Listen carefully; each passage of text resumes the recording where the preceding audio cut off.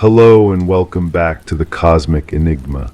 Here we share real-life experiences of encounters with the unknown stories that come from beyond the stars, crafted to help you relax and drift off to sleep. Drop a comment and let me know where you're listening from. I love seeing just how far this mystery reaches. Now find a comfortable spot, take a deep breath, and let yourself be carried away. Story 1. It wasn't the first time the hallway light flickered at odd intervals. Comings and goings were routine, a shuffle of footsteps that no one bothered to track. The mail piled neatly, except for the one envelope that always seemed to be missing. I didn't turn to see or ask who took it, it simply belonged somewhere else. The room felt a degree cooler than it should have been, and the curtains hung just a bit unevenly. I adjusted the blinds without thinking much of it. When I left, I made sure the blinds were uneven again. The first dream came on a Tuesday, or maybe it was Wednesday. Days tend to blur when you're not paying attention to them. I was lying in bed, that familiar weight of exhaustion pulling me down when I noticed the light. Not the bedside lamp or the streetlight filtering through the window, but something else entirely.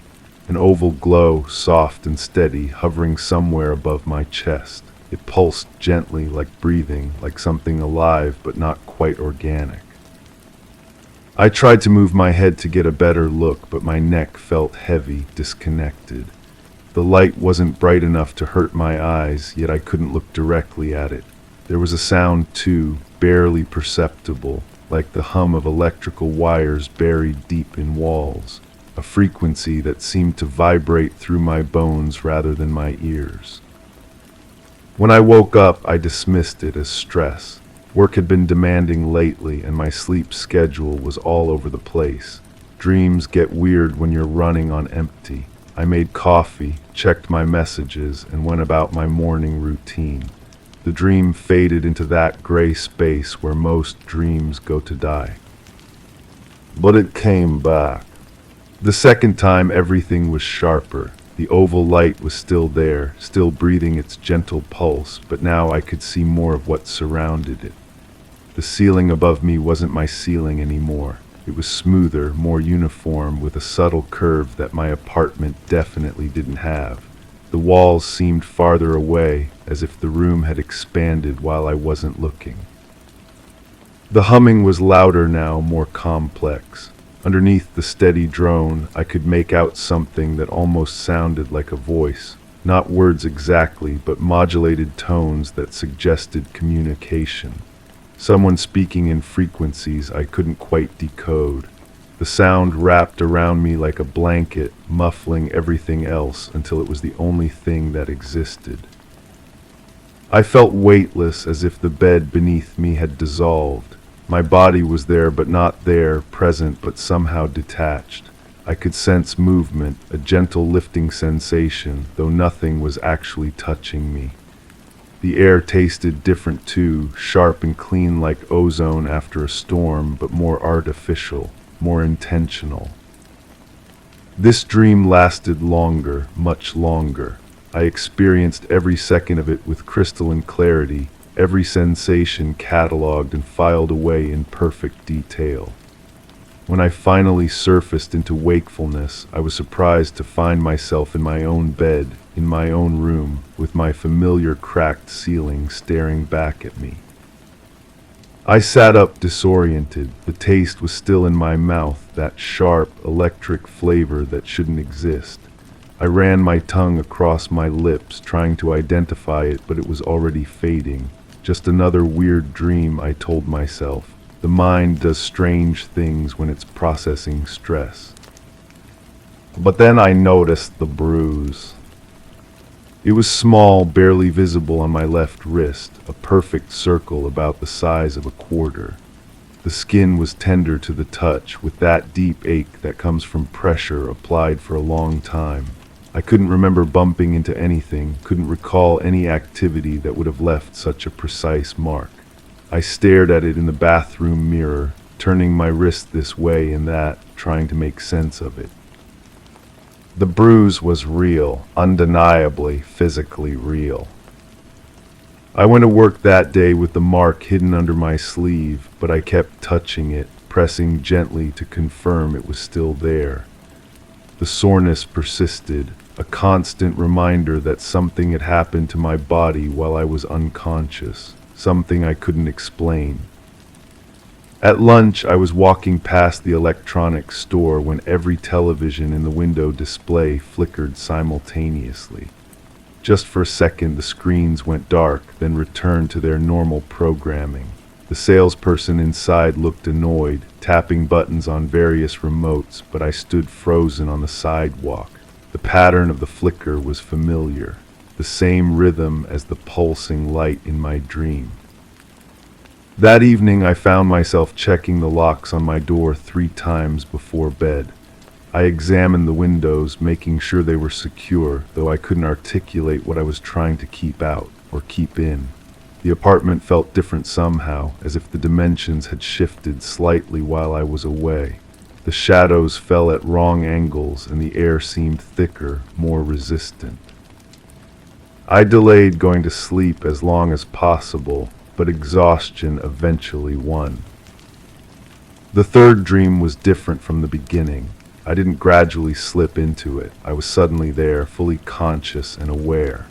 The oval light was waiting for me, closer now, almost close enough to touch. The room around me had changed again, becoming even more alien. The walls curved inward, forming a space that was both intimate and vast. The humming had evolved into something more sophisticated, layers of sound weaving together in patterns that felt almost like music. The voice was clearer now. Still not words, but definite communication. Tones that rose and fell with purpose, conveying meaning I couldn't grasp but somehow felt. It was patient, this voice, like someone explaining something important to a child who wasn't quite ready to understand.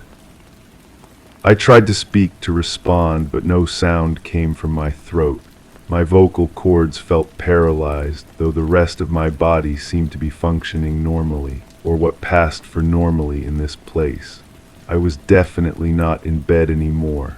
I was somewhere else entirely, somewhere that existed in the spaces between familiar things.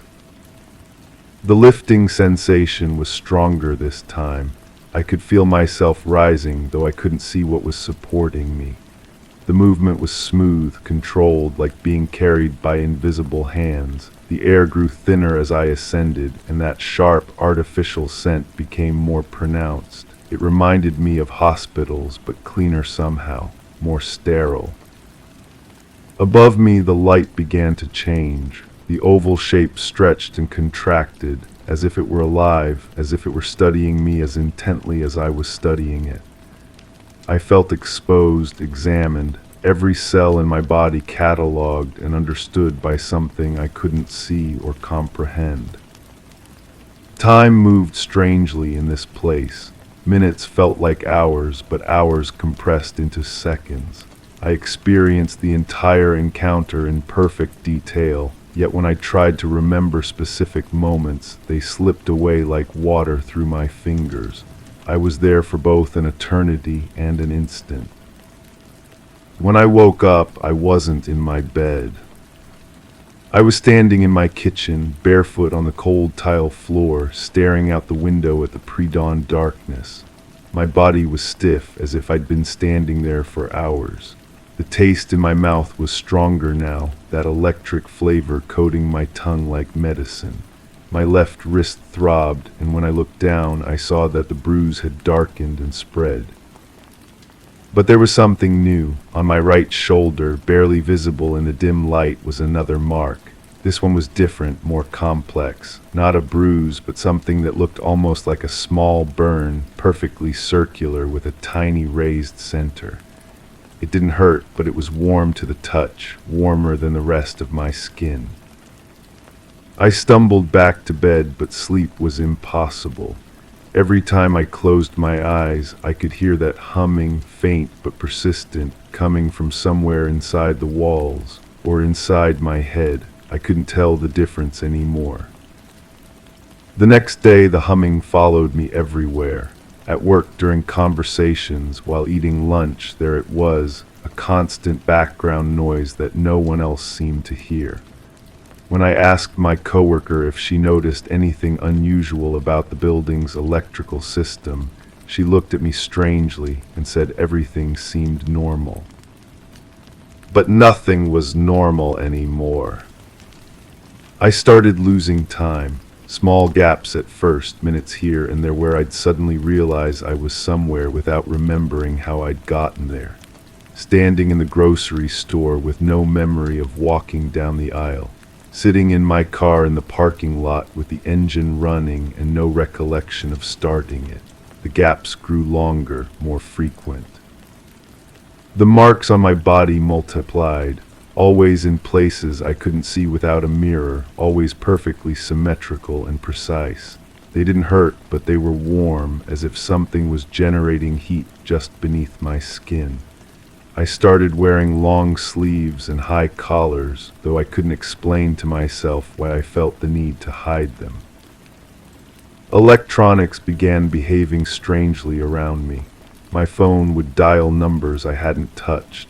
The television would change channels on its own, always stopping on static-filled stations that shouldn't exist. The radio in my car picked up signals that sounded like the voice from my dreams, those modulated tones that carried meaning just beyond my understanding. I tried to convince myself it was all psychological. Stress manifesting in physical symptoms, my imagination running wild with anxiety. But the marks were real. The lost time was real. The strange behavior of every electronic device I encountered was real. And the dreams kept coming. Each one was more vivid than the last, more detailed, more impossible to dismiss as mere products of my subconscious. The oval light had become familiar, almost comforting. The voice felt like an old friend trying to remind me of something important I'd forgotten. The lifting sensation was as natural as breathing. I began to look forward to sleep, even as I dreaded it. The dreams were becoming more real than my waking life, more consistent, more logical. In that curved room with its breathing light and patient voice, everything made sense. I belonged there in a way I'd never belonged anywhere else. But belonging came with a price. I started finding things in my apartment that I hadn't put there. Small objects, perfectly ordinary but somehow wrong. A pen that wrote in a color I'd never seen before. A coin with symbols instead of words. A photograph of a place I'd never been but recognized with absolute certainty. These items appeared overnight, placed carefully on my bedside table like gifts from a thoughtful visitor. The photograph was the most disturbing. It showed a landscape that defied description, beautiful and alien at the same time. Rolling hills that curved upward into an impossible sky, vegetation that looked almost familiar but wrong in subtle ways. And in the distance, structures that might have been buildings or might have been something else entirely, geometric shapes that hurt to look at directly. I knew this place. I had been there, walked among those twisted hills, breathed that thin, electric air, but not in any dream I could remember. This was somewhere else, somewhere between sleeping and waking, somewhere my conscious mind couldn't access but my body remembered. The realization came gradually, like dawn breaking over a landscape I'd been staring at in darkness. These weren't dreams at all. They were memories, suppressed or blocked or simply filed away in parts of my mind I didn't know existed. Something had happened to me, something real and physical and impossible, and my sleeping brain was trying to process it the only way it knew how. But if they weren't dreams, then what were they? And more importantly, what was happening to me now? The answer came in fragments, pieces of understanding that assembled themselves slowly over days and weeks. The marks on my body weren't random. They formed patterns, coordinates maybe, or a map of some kind. The humming wasn't in my head. It was a signal, a frequency designed to resonate with something inside me. The lost time wasn't lost at all. It was being used for something I wasn't allowed to remember. I was changing, not just mentally, but physically. My reflection looked subtly different each morning, as if my features were being adjusted by microscopic degrees. My eyes seemed brighter, more alert. My skin had taken on a faint luminescence that was only visible in certain light. I moved with a grace I'd never possessed before, as if my body was being optimized for purposes I couldn't fathom. And still the dreams continued, though I no longer thought of them as dreams. Last night I found myself back in that curved room, but this time I wasn't alone. There were others there, people I almost recognized, faces that seemed familiar but shifted when I tried to focus on them. They were all marked like me, all bearing the same circular burns, all listening to the same patient voice with expressions of calm acceptance. The oval light pulsed brighter, and suddenly I understood. We were being prepared for something, adapted, modified, made ready for a purpose that transcended anything my original mind could have comprehended. The voice wasn't alien at all. It was us, speaking from a future we were being guided toward. I woke up this morning with that understanding intact, crystal clear, and undeniable. But as I write this, as I try to capture what I've learned, the certainty is already fading. My conscious mind is reasserting itself, filing away the impossible truths in places I can't reach. Tonight I'll dream again, or remember again, or become again.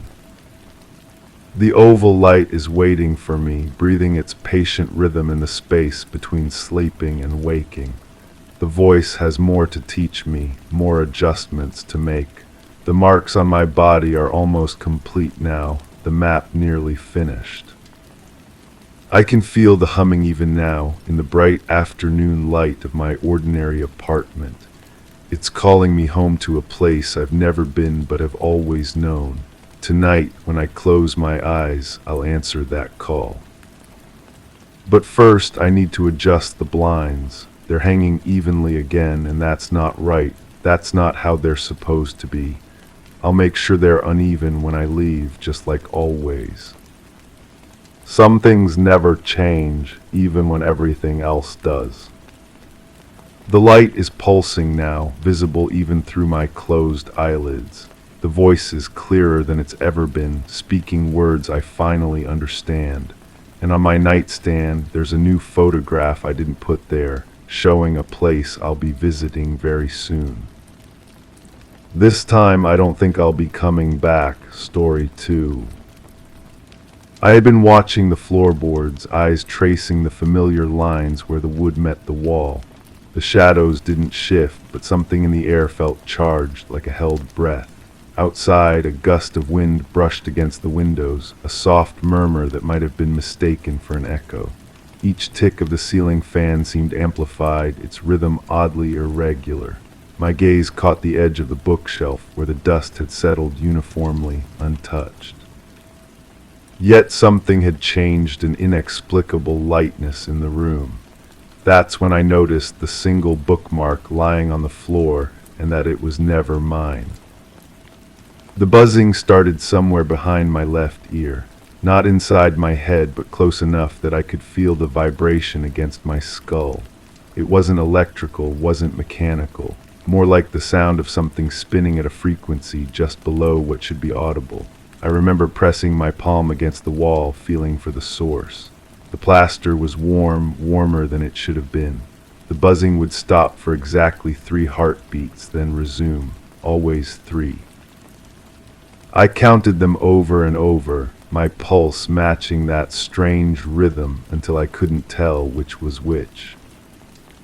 Someone was watching me sleep. I know this with the certainty you feel when you wake from a dream that isn't quite a dream. The weight of observation pressed against my closed eyelids like fingers testing the surface of water. I kept my breathing steady, performing sleep while my mind raced. The presence felt patient, unhurried. It had all the time in the world. When I finally opened my eyes, the room was empty, but the air still held the impression of something recently departed. The sheets were damp with sweat that wasn't entirely mine. My thoughts began arriving in the wrong order. I would reach for a word and find 3 others waiting instead, none of them quite right. Simple tasks became puzzles. I stood in the kitchen holding a coffee mug, knowing I had come there for a reason but unable to remember what. The mug felt foreign in my hands, too light, as if it were made of something other than ceramic. My reflection in the microwave door looked back at me with eyes that seemed to be processing information I wasn't receiving. The disconnect was nauseating. I was watching myself live my life from somewhere just outside my own skin. The light came from underneath, not from below the floor, but from beneath everything. It seeped through the spaces between atoms, between thoughts. I remember the way it made the air itself visible, thick and swimming with particles that shouldn't have been there. The bookmark was glowing now, or maybe it had always been glowing and I was only just seeing it properly. I reached down to pick it up and my hand passed through it like smoke. But I could smell it burning, could taste the acrid copper of heated metal on my tongue. The light pulsed 3 times and went out, leaving me blind in a room that should have been familiar. The taste of copper never left my mouth after that. I brushed my teeth until my gums bled, gargled with salt water, chewed mint gum until my jaw ached. Nothing helped. The metallic flavor clung to everything I ate, everything I drank. Worse was the way other people looked at me when I spoke, as if they could taste it too. My voice sounded different, carrying an undertone that made conversations die mid-sentence. I started talking less, then hardly at all. The silence was preferable to seeing that look of confusion and subtle revulsion cross their faces. But maybe it wasn't copper I tasted. Maybe it was ozone, sharp and clean like the air after lightning strikes. Maybe the bookmark wasn't glowing but dissolving, its edges curling inward like burning paper. I remember reaching for it again, this time feeling resistance, weight, substance. It was warm between my fingers, warm and slightly damp. When I turned it over, there were words printed on the other side in a language I didn't recognize but somehow understood. They said something about coming home. They said something about remembering. The light didn't come from underneath this time. It came from within the words themselves, bleeding through the paper like ink in reverse.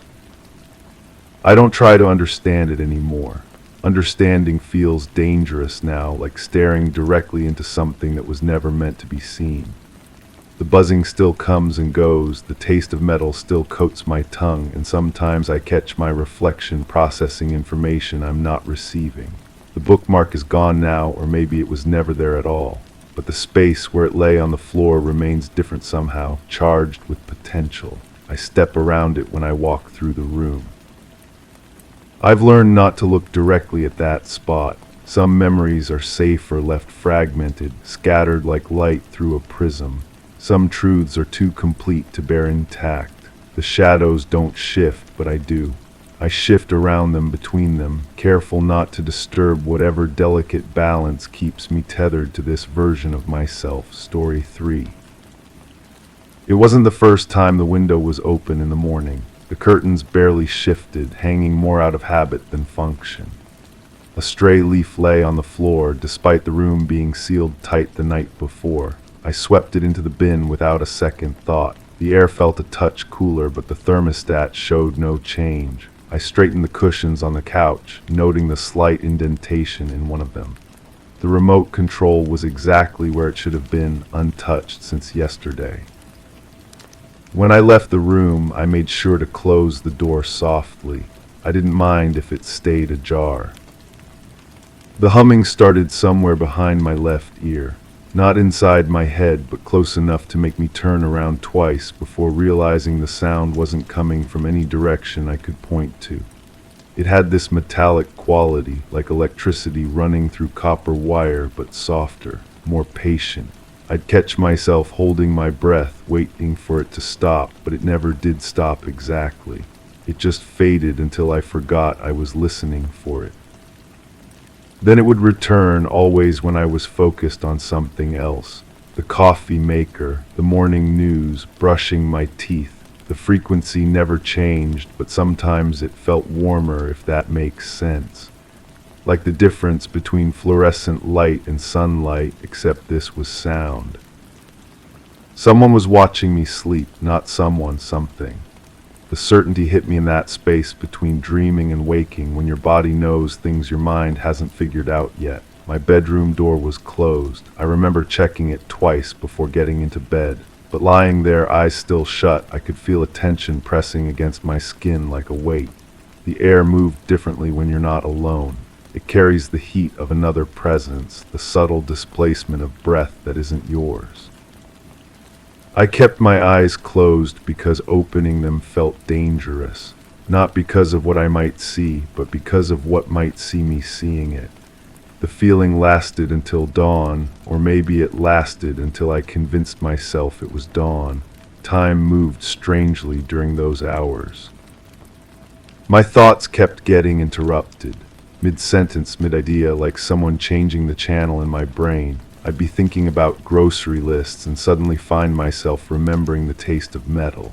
Not blood metal, but clean metal, surgical metal. Then back to groceries, but the list would be different. Items I didn't need, brands I'd never heard of. My handwriting looked wrong on paper. The loops in my letters were tighter, more controlled.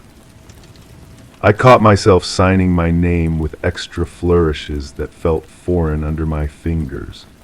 In the mirror, my reflection seemed to be concentrating on something just over my shoulder.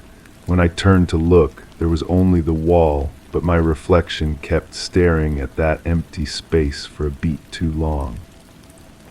The light came from everywhere and nowhere. That's the only way I can describe it. Not bright, but insistent.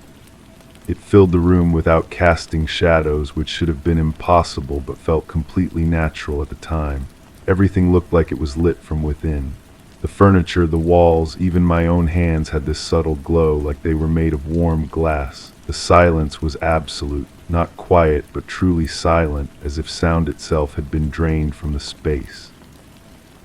I tried to speak and felt my throat move, felt the air leave my lungs, but heard nothing. Not even the absence of sound, just a void where sound should have been. Objects in the room seemed more solid than usual, more present, like they were concentrating on being themselves. I reached for the doorknob and my hand passed through it like water. For weeks afterward, I tasted copper pennies. Not constantly, but at random moments that made no sense. While laughing at something on television, while washing dishes, while falling asleep. The taste would flood my mouth so completely that I'd run to the bathroom expecting to spit blood, but there was never anything there. Just saliva and the lingering metallic tang that would fade as quickly as it came. I started keeping mints in every pocket, every drawer, every room. They helped, but only temporarily. The copper always came back, usually when I felt most normal, most like myself, as if normalcy itself triggered the taste. I began to associate comfort with that metallic intrusion, the way you might associate the smell of rain with safety. The room was different the second time I remembered it. The light still came from everywhere, but now it pulsed gently, like a heartbeat made visible. The silence remained, but underneath it I could sense something like music. Not hear it, but feel it in my bones, a rhythm that matched the pulsing light. My hand didn't pass through the doorknob this time. Instead, the metal felt warm, almost alive, and when I turned it, the door opened onto the same room I was already standing in.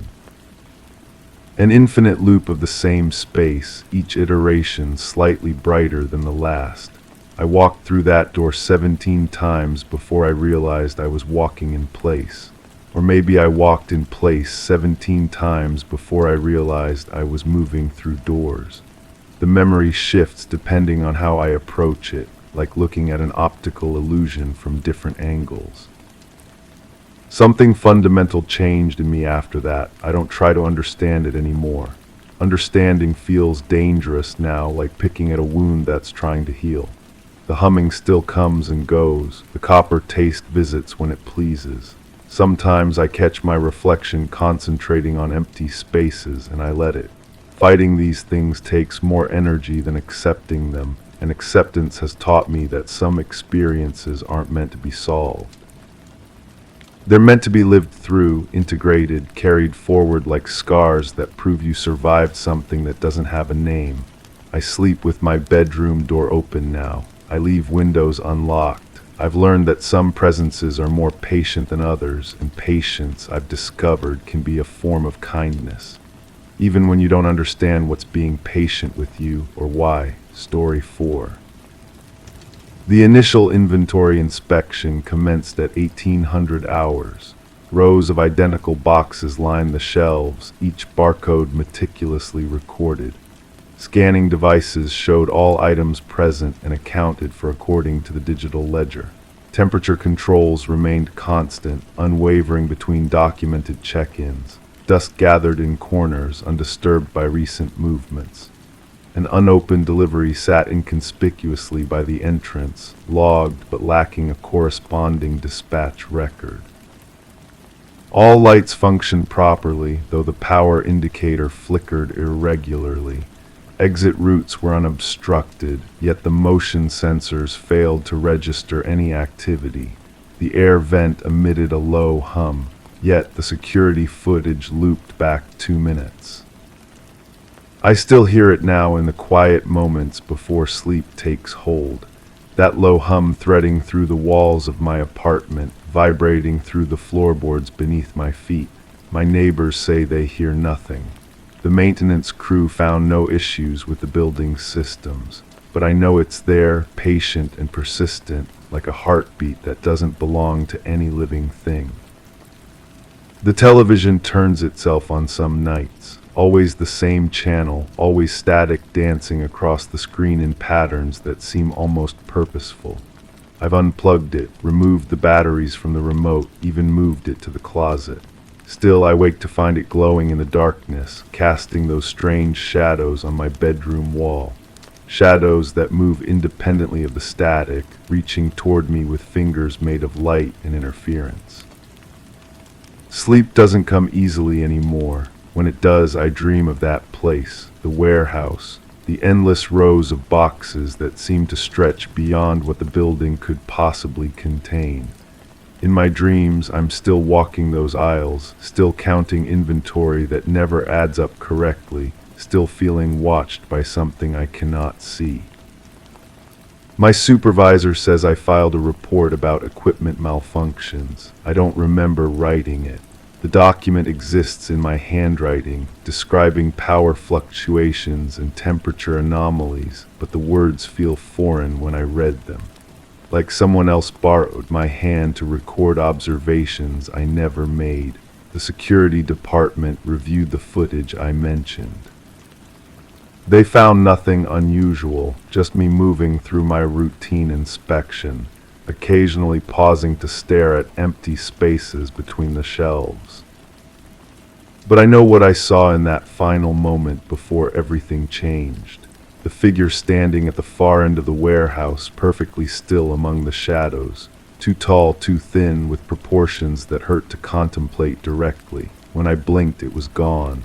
When I looked again, the entire section where it had been standing appeared different somehow.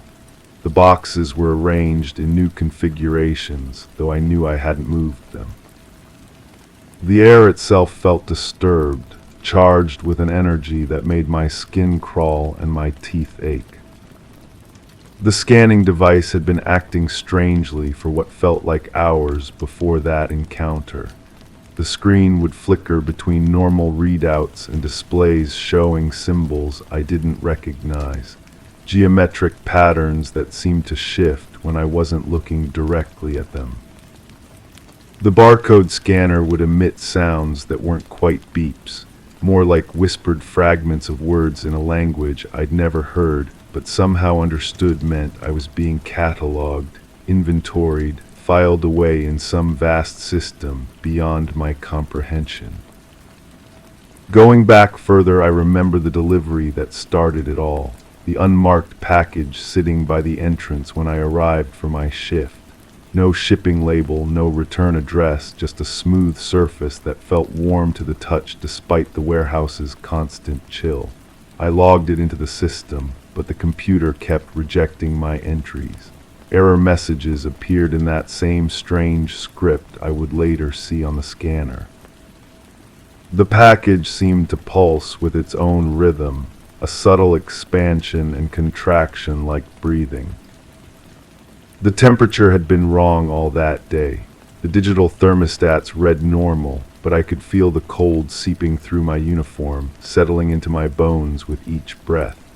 My hands grew numb despite the gloves, and frost began forming on the metal shelving in patterns too deliberate to be natural. Spiral formations that reminded me of fingerprints, as if something massive had touched each surface and left its mark in ice. The lights started their irregular flickering hours before I noticed the other changes. Not the obvious strobing that would trigger maintenance calls, but subtle variations in intensity that created moving pools of shadow throughout the warehouse. I found myself walking differently, unconsciously avoiding certain areas where the darkness seemed deeper, more substantial. The motion sensors should have tracked my movements, but when I checked the monitoring station, the screen showed an empty building. I was invisible to the system, erased from its electronic awareness, even as I stood directly in front of the cameras. That strange metallic smell had been present from the moment I entered the building, like copper pennies mixed with ozone after a thunderstorm, but sharper, more artificial. It clung to the inside of my nostrils and left a taste on my tongue that lingered for days afterward. The air itself felt different, thicker somehow, as if I were breathing liquid instead of gas. Each inhalation required more effort, and I found myself lightheaded despite the warehouse's excellent ventilation system. The ground beneath my feet had been vibrating so subtly I barely noticed it at first. A tremor that seemed to originate from somewhere far below, rising through the concrete foundation and into my bones. It wasn't constant, but came in waves, like a massive engine cycling through different operational phases. The boxes on the lower shelves would shift slightly with each pulse, creating a soft rustling sound that echoed through the vast space like whispered conversations. But before all of that, before the strangeness began, there had been such perfect normalcy. I remember arriving that evening, keycard working smoothly, security system accepting my credentials without hesitation. The warehouse had felt familiar, comfortable even. Just another routine inspection in a job I'd performed countless times before. The boxes sat in their designated positions. The climate control hummed its usual mechanical lullaby, and the fluorescent lights cast their steady, unremarkable glow across the concrete floors. I had no way of knowing that something was already there, waiting in the spaces between the inventory, watching from angles my eyes couldn't perceive. The delivery hadn't arrived yet, the sensors still functioned properly, and the security cameras recorded everything they were supposed to see. For those first few minutes, I was just another worker in another warehouse, completely unaware that I was about to become part of someone else's inventory. The silence had been so complete then, so peaceful. No hum threading through the walls, no static-filled screens casting impossible shadows, no figures standing where no one should be able to stand. Just the soft echo of my footsteps on concrete and the gentle whisper of conditioned air moving through the ventilation system. I remember feeling grateful for the quiet, for the solitude, for the simple predictability of counting boxes and recording numbers. Now I understand that the quiet was never empty. Something was there all along, patient and observing, waiting for the right moment to reveal itself. The warehouse wasn't a workplace that night. It was a stage, carefully prepared for a performance I never auditioned for but somehow agreed to participate in. And somewhere in the darkness between the shelves, the audience is still watching, still waiting for the next act to begin. The hum grows louder each night, and I know it won't be long before I find myself standing in another warehouse, holding another scanner, staring at another unmarked delivery that shouldn't exist. Because once you've been inventoried, once you've been cataloged in their system, you never really leave the warehouse at all. Story 5. I brushed the thin layer of dust from the tabletop and felt a chill run through my fingers. Each particle seemed to clamor for attention, betraying a presence that shouldn't have been. The creak of the wooden floor beneath me was only a shadow in my peripheral awareness. My skin rose with goosebumps as if the room exhaled a secret. The air tasted older, more muted, and I couldn't shake the feeling that the dust carried stories I wasn't meant to hear. The strange thing is, I don't remember how I got here. Not just to this room, but to this state of mind where everything feels like it's wrapped in gauze. There's a gap in my memory, a clean slice where something used to live. I know something happened because my body remembers what my mind won't. My hands shake when I reach for certain objects. My pulse quickens when I hear specific frequencies of sound. There's a taste that lingers on my tongue, metallic and cold, that appears without warning. I've been living with this absence for weeks now, maybe longer. The days blend together when you're trying to reconstruct something that feels deliberately hidden. I wake up with the sensation that I've forgotten something important, like leaving the stove on or missing an appointment, but deeper, more fundamental, as if I've forgotten a piece of myself. The room I'm standing in now is my own, but it feels foreign. The furniture is arranged exactly as I left it, yet the shadows fall wrong. The light from the window seems dimmer, more reluctant. I've walked through this space thousands of times, but today my feet hesitate before each step, as if the floor might give way to something I'm not prepared to see. That's when I found it, tucked between the pages of a book I don't remember reading, a small digital recorder. The kind you might use for interviews or lectures. My thumb finds the play button before my conscious mind decides to press it. The plastic feels warm, almost alive, and there's a subtle vibration running through it that makes my skin crawl. The audio quality is poor, full of static that sounds like breathing. But underneath the white noise, I can hear my own voice, distant and strained.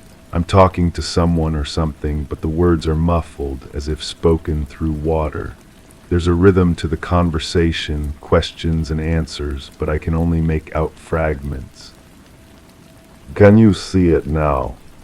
The voice asking this question isn't mine. It's neutral, neither male nor female, with an odd cadence that makes my teeth ache.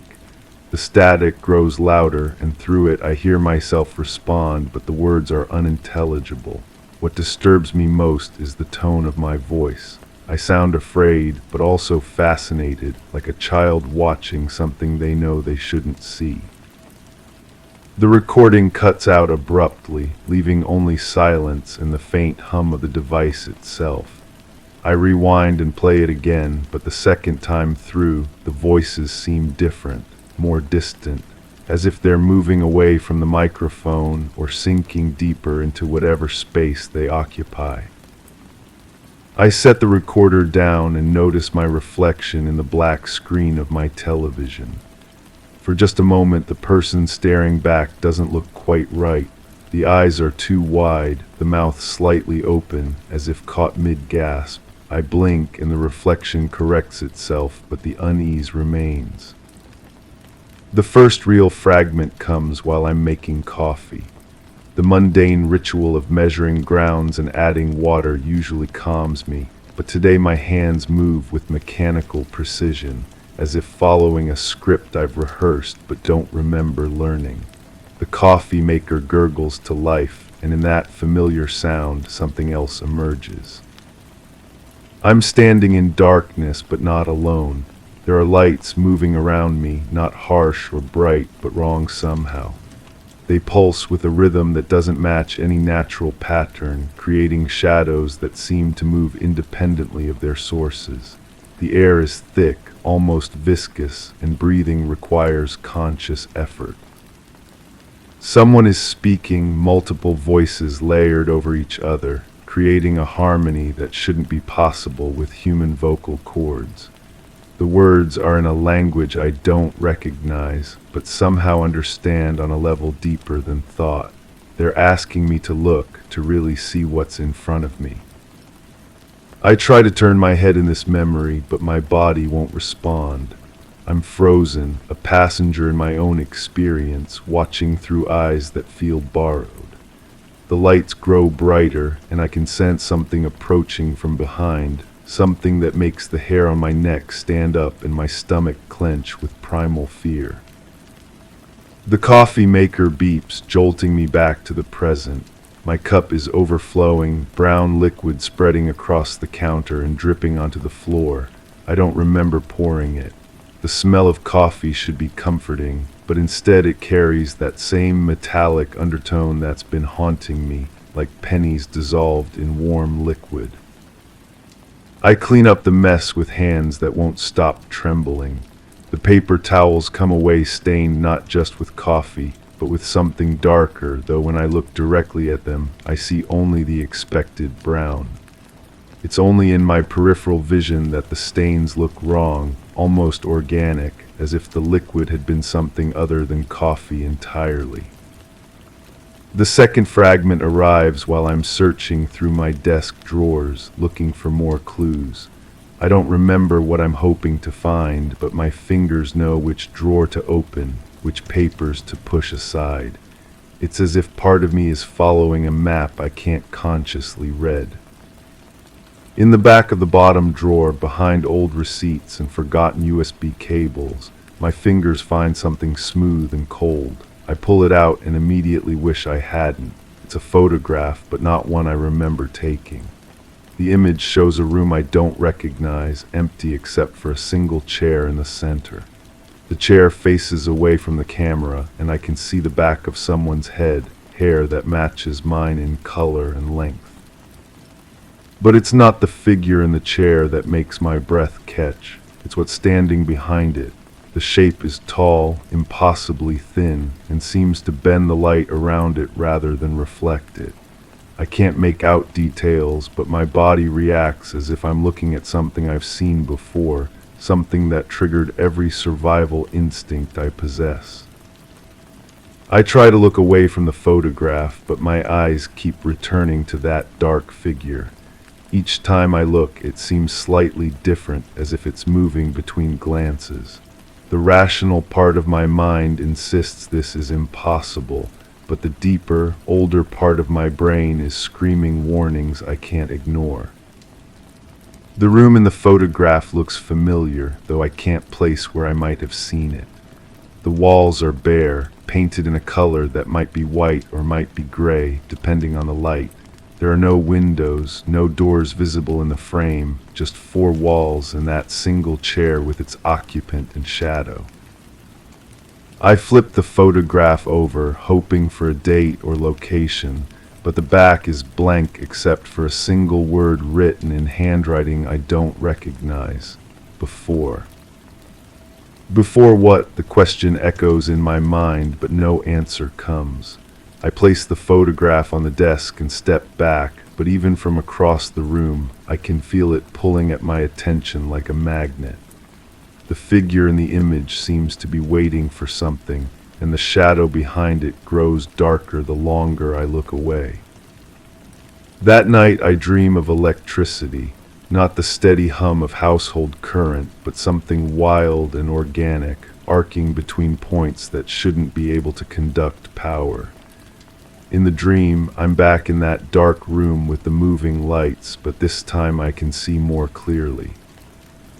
The space is larger than I initially thought, stretching beyond the reach of the strange illumination.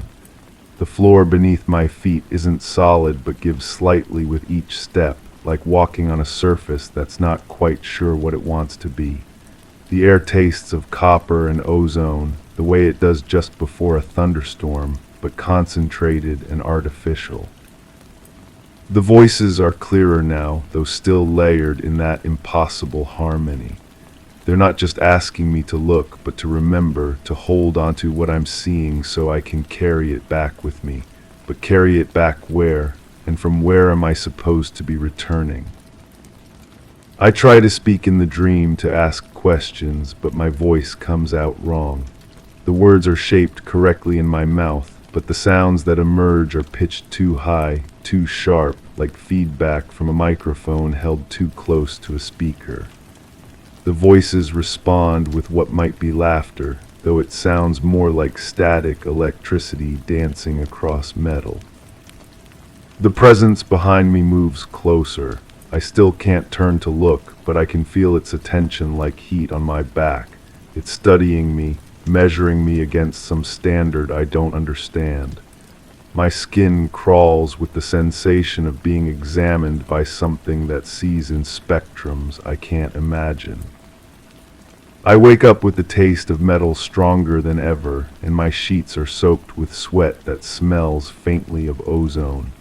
The digital clock beside my bed shows numbers, but they don't seem to correspond to any time I recognize. The display flickers occasionally, showing different digits for just a fraction of a second, as if time itself is uncertain. The investigation continues, though I'm no longer sure if I'm uncovering memories or creating new ones. The line between past and present blurs when you're chasing fragments that might not want to be found. I've started recording myself, speaking into the same device where I found that first disturbing conversation, hoping to catch my thoughts before they slip away again. I found another photograph today, I hear myself saying in a voice that sounds calmer than I feel. This one was in my jacket pocket, though I don't remember putting it there. It shows the same room, but from a different angle. The chair is empty now, and the shadow is gone, but there are marks on the floor where something heavy was dragged across the surface. I don't remember making this recording, but the voice is undeniably mine. The timestamp shows it was created while I was supposedly sleeping, but I have no memory of getting up, no recollection of speaking these words into the darkness. The photograph I describe is sitting on my kitchen table, though I don't remember placing it there either. The image is exactly as my recorded voice described, the empty chair, the marks on the floor, the absence of that looming shadow.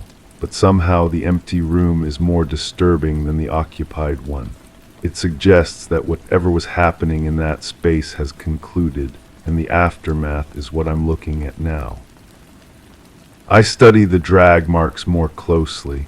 They don't lead to any visible exit, but simply fade away near one of the walls, as if whatever made them had simply ceased to exist at that point.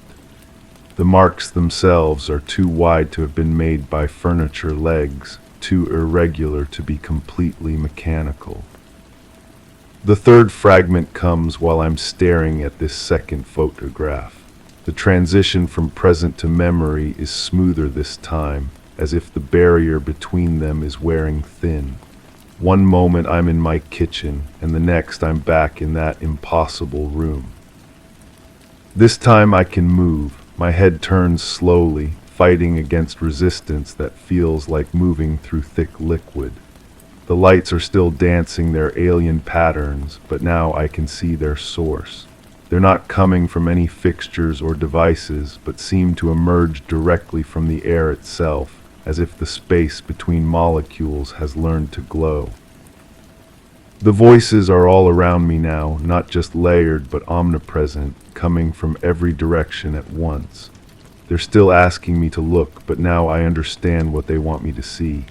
In the center of the room, where the chair should be, there's something that defies description. It's not quite solid, not quite light, but something that exists in the spaces between definable things. It pulses with a rhythm that matches my heartbeat, or perhaps my heartbeat has synchronized to match it. Each pulse sends waves of sensation through my body that are neither pleasant nor painful, but completely alien. My nervous system doesn't have a category for what I'm experiencing. so it translates the input as a kind of electric tingling that starts in my fingertips and spreads inward. The presence behind me is still there, but now I understand it's not separate from what I'm seeing in the center of the room. They're connected, parts of something larger that extends beyond the boundaries of the space I can perceive. I'm not just an observer in this scene, but a component, a necessary element in some process I can't comprehend. The voices begin to fade, but not because they're moving away. Instead, they're sinking deeper into my mind, taking root in places where conscious thought can't reach them. They're leaving something behind, a seed of understanding that will grow in the darkness of my subconscious until it's ready to bloom into full awareness. I try to hold onto the memory as it slips away, but it's like trying to cup water in my hands. The harder I grasp, the faster it flows between my fingers. What remains is not the experience itself, but the shape of its absence, a negative space in my mind that defines itself by what it's not. Back in my kitchen, the photograph has changed again. The chair is back, occupied by the same figure, but now there's something in their hands. It's small, rectangular, familiar. A digital recorder, identical to the one I've been using to document my investigation. The implications make my head spin. If the figure in the photograph is me, and they're holding the same device I found, then when was this picture taken? The recursive nature of the evidence makes my stomach churn. I'm investigating my own investigation, following clues I apparently left for myself, trying to remember something I'm simultaneously experiencing and documenting. I pick up my recorder and notice something I hadn't seen before. There's a small scratch on the side, barely visible unless you know to look for it. In the photograph, the device in the figure's hands bears the same mark. The present moment feels increasingly unstable. Objects in my peripheral vision seem to shift when I'm not looking directly at them. Sounds that should be familiar carry undertones that make my skin crawl. The light coming through my windows has taken on a quality that reminds me of those dancing illuminations in my fragmented memories. I catch my reflection in the bathroom mirror and freeze. For just an instant, the face looking back at me has the same expression as the figure in the photographs. Wide eyes, slightly open mouth, the look of someone seeing something that shouldn't exist. But more disturbing is what I glimpse behind my reflection, a shadow that doesn't correspond to anything in the room. I turn around quickly, but there's nothing there, just the familiar tiles and fixtures of my bathroom. But when I look back at the mirror, the shadow is still there, independent of my movements, as if it belongs to someone else entirely. The final fragment doesn't come gradually like the others. It hits me all at once while I'm listening to another recording I don't remember making. My voice on the device is describing the room, the lights, the presence, but with a level of detail that should be impossible given how fragmented my memories have been. The walls aren't really walls, my recorded voice explains with disturbing calm. They're more like suggestions, boundaries that exist only because we expect them to.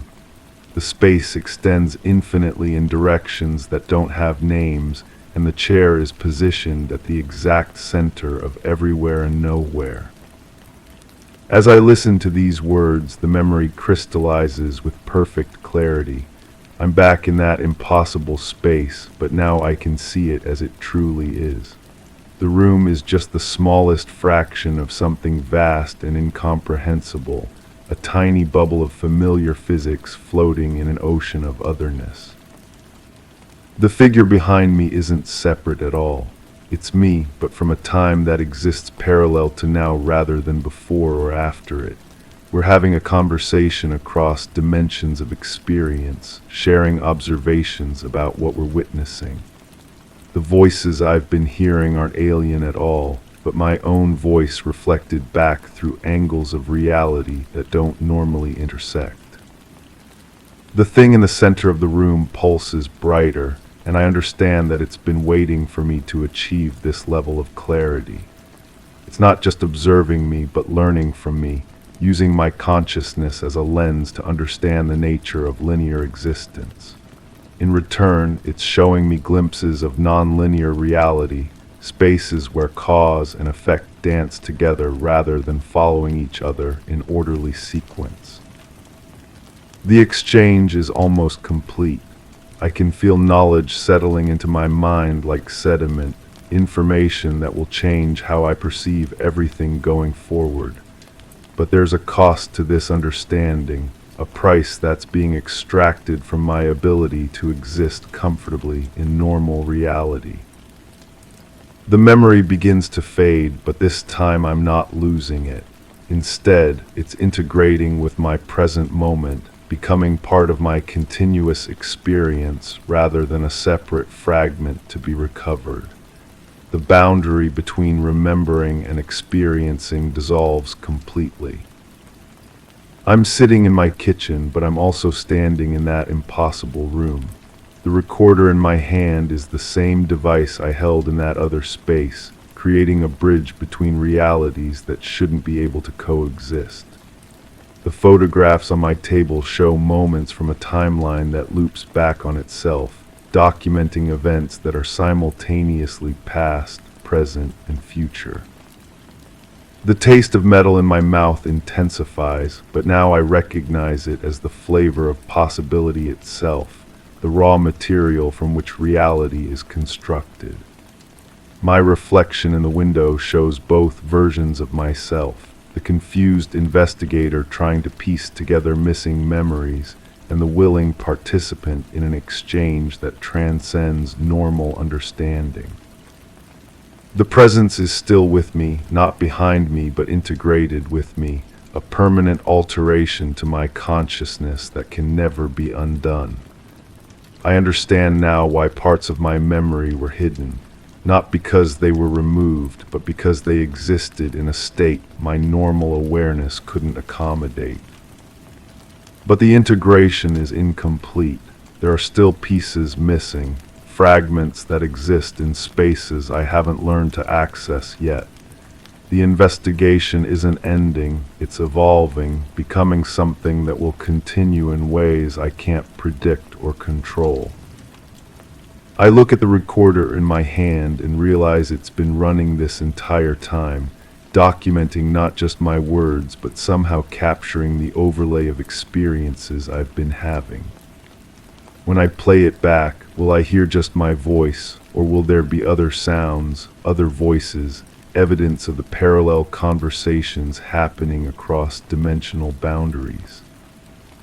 The question hangs in the air like dust particles, each one carrying implications I'm not ready to examine. The room around me feels both completely familiar and utterly foreign, as if I'm seeing my own life from the perspective of someone who has never existed in linear time. Something is still watching, but it's not separate from me anymore. It's become part of my awareness, a new sense organ that perceives realities my original consciousness couldn't access. The investigation has changed me in ways that can't be reversed, and I suspect this is only the beginning. The recorder clicks off, though I don't remember pressing the stop button. In the sudden silence, I can hear something else, a faint vibration in the air, like the echo of voices that haven't spoken yet. The dust on my table seems to arrange itself in patterns that suggest meaning, and the light from my windows carries frequencies that make my altered perception tingle with recognition. What did I agree to in that impossible room? And why do I have the growing certainty that the question itself is the wrong shape for the answer I'm seeking? Story 6. The weight of understanding asterisk. I sit here now staring at the empty hallway through my peephole, and I understand everything. The silence feels different when you know what caused it. My hands shake as I hold this cup of cold coffee, the same cup I've been holding for hours, maybe longer. The taste is bitter, metallic, like copper pennies dissolving on my tongue. There's no going back from what I've learned, no pretending I never saw what I saw. The knowledge sits heavy in my chest, pressing against my ribs with each breath I take. The shoes are gone now, both pairs. The hallway stretches empty and clean as if nothing ever happened, but I know better. I know what that emptiness cost. Before this moment of terrible clarity, there was the knocking. Soft at first, then insistent. 3 taps, pause, 3 taps. I remember pressing my ear against the door, feeling the vibration travel through the wood into my skull. The knocking came from their side, but when I looked through the peephole, the hallway was empty. Just those shoes, positioned differently again. The right one had moved this time, angled toward my door like it was listening. I had called out, "Hello." My voice echoed strangely in the corridor, bouncing off walls that seemed too close together. The knocking stopped immediately, as if I had interrupted something private. The silence that followed felt thick, almost solid, like walking through spider webs in the dark. That was when I noticed the smell seeping under my door, sweet and cloying like flowers left too long in stagnant water. It made my stomach turn, made me step back from the threshold. The scent clung to my clothes, my hair, my skin. Even now I can taste it in the back of my throat. Earlier that same stretch of time, I had been standing in my kitchen, washing dishes in water that ran red-brown from the faucet. The building manager had mentioned maintenance issues, pipes that needed replacing, but the water smelled wrong, organic somehow, like wet earth after rain. I had filled glass after glass, watching the liquid swirl with particles that caught the light. The shoes outside had been there when I checked again, but something was different about the way they sat. They looked heavier, as if weighted down from the inside. The leather appeared darker, almost wet, though the hallway was bone dry. I remember touching the door frame, feeling how cold the metal had become, cold enough to sting my fingertips. From next door came the sound of dragging, something heavy being pulled across the floor, scraping against wood. The sound would stop, then start again, always moving in the same direction, toward the front door, toward those shoes that waited so patiently outside. Before the dragging, there had been the conversation, muffled voices through the thin walls, 2 people discussing something urgent. I couldn't make out words, but the tone was clear. Negotiation, pleading.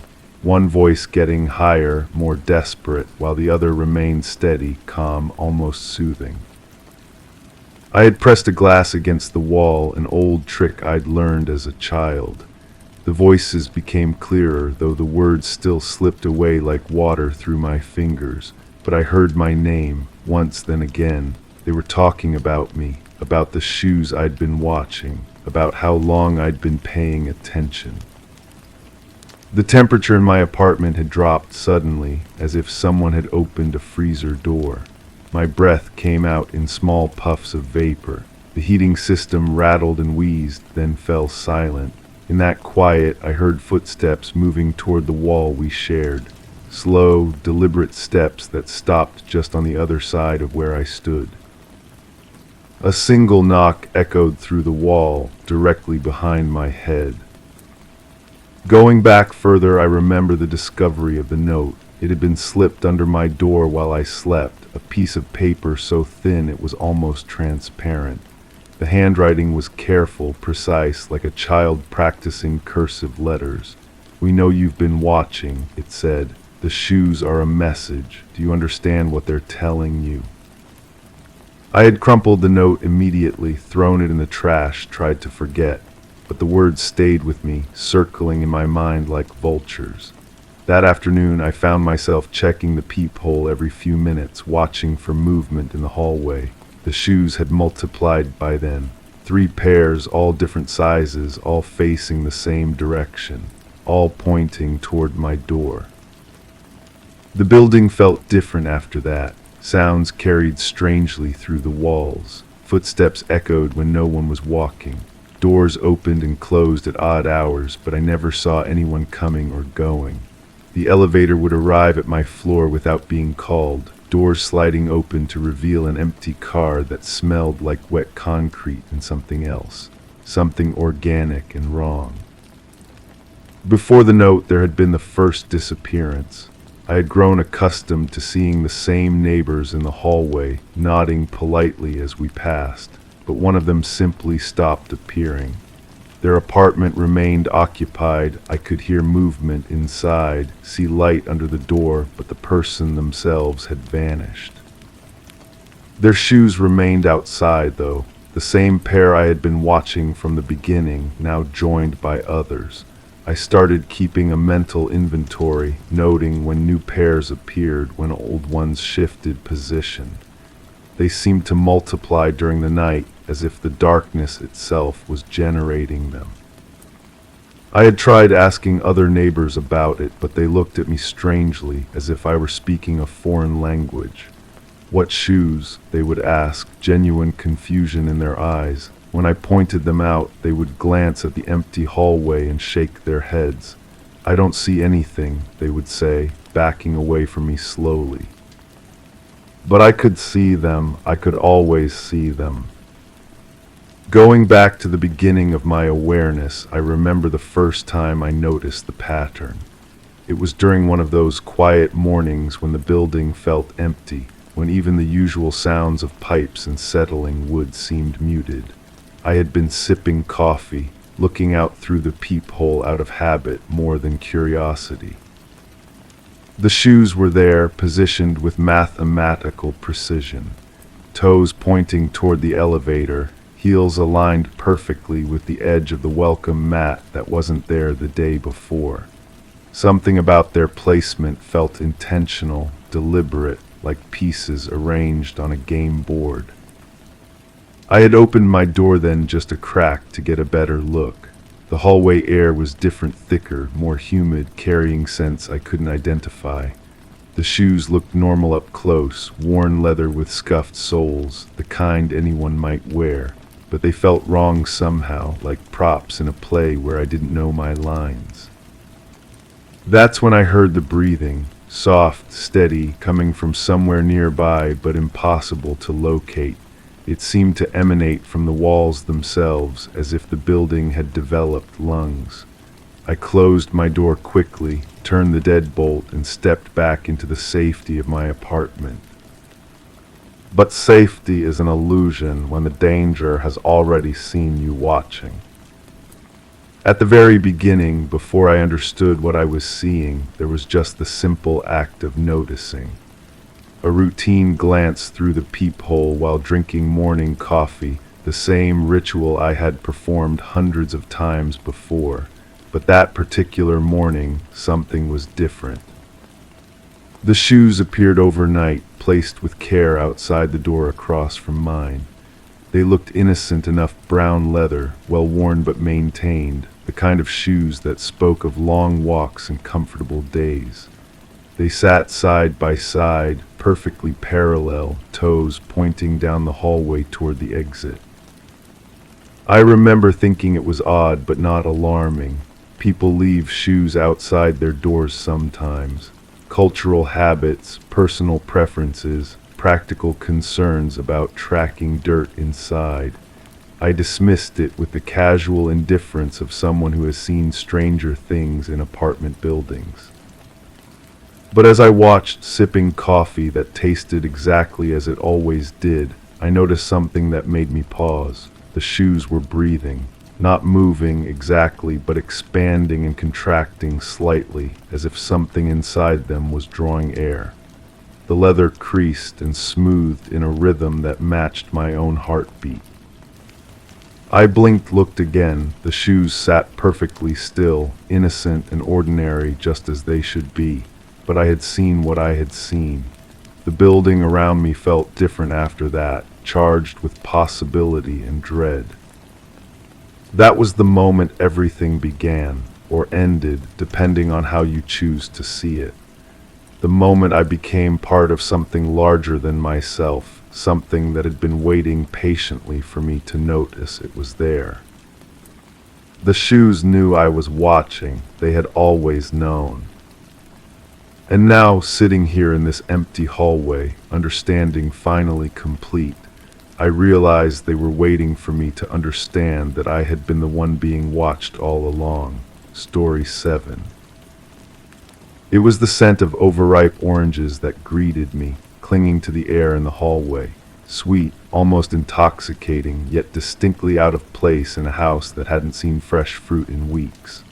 I hesitated at the threshold, the unexpected aroma unraveling a string of memories I had long secured away. The walls seemed to lean in as if drawn by my confusion, and for a moment the hallway appeared narrower, tighter. I moved forward, drawn by a compulsion to find the source.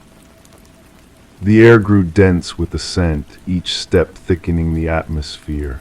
I remembered that smell from another house, another time, when the past felt like it could be rewritten. I shouldn't have followed it, but I did. The humming started before I could place it, a low, mechanical drone that seemed to come from everywhere and nowhere. It wasn't the refrigerator, not the air conditioning. This sound had weight to it, like it was pressing against my eardrums from the inside. I remember standing in the kitchen, or maybe it was the living room, my hands pressed flat against the counter, or was it the wall?